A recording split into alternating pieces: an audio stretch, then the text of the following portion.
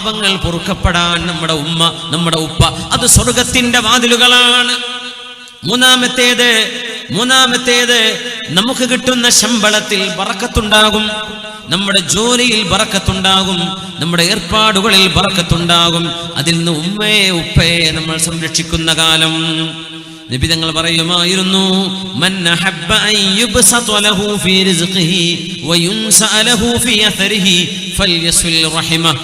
ആർക്കെങ്കിലും ദീർഘായുസ് വേണമെന്ന് ആഗ്രഹമുണ്ടോ? അതാർക്കാ ആഗ്രഹമില്ലാത്തത്? അതുകൊണ്ടല്ലേ നമ്മൾ ഏത് വലിയ രോഗം വന്നാലും കീറി മുറിക്കാൻ കടന്നു കൊടുക്കുന്നത്, കുറച്ചെങ്കിലും ജീവിക്കട്ടെ. ആർക്കാ ആഗ്രഹമില്ലാത്തത്? എല്ലാവരും അതിനപ്പോൾ ഹോസ്പിറ്റലിൽ കൂടുന്നത്. ഇപ്പൊ മരിക്കണ്ട, കുറച്ചുകൊണ്ട് മരിച്ചാൽ മതി.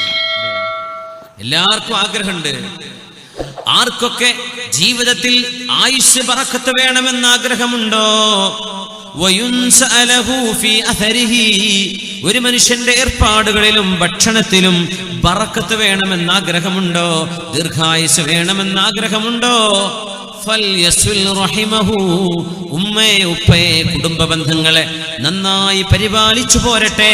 അതാണ് അതിന്റെ പരിഹാരമെന്ന് ഹബീബുനാ റസൂലുള്ളാഹ്. മാതാപിതാക്കളെ നോക്കിയാൽ എന്തുണ്ട് കൂലി? എങ്ങനെയൊക്കെ നോക്കാൻ പറ്റും വഴിയെ വരികയാണ്. എന്തൊക്കെയാണ് കൂലി? ഒന്ന്, ദുആക്കുത്തരമുണ്ട്. 2, വൻപാപങ്ങൾ പൊറുപ്പിക്കപ്പെടും. 3, ഭക്ഷണത്തിൽ ബറക്കത്തുണ്ടാകും, ആയുസ്സിൽ ബറക്കത്തുണ്ടാകും.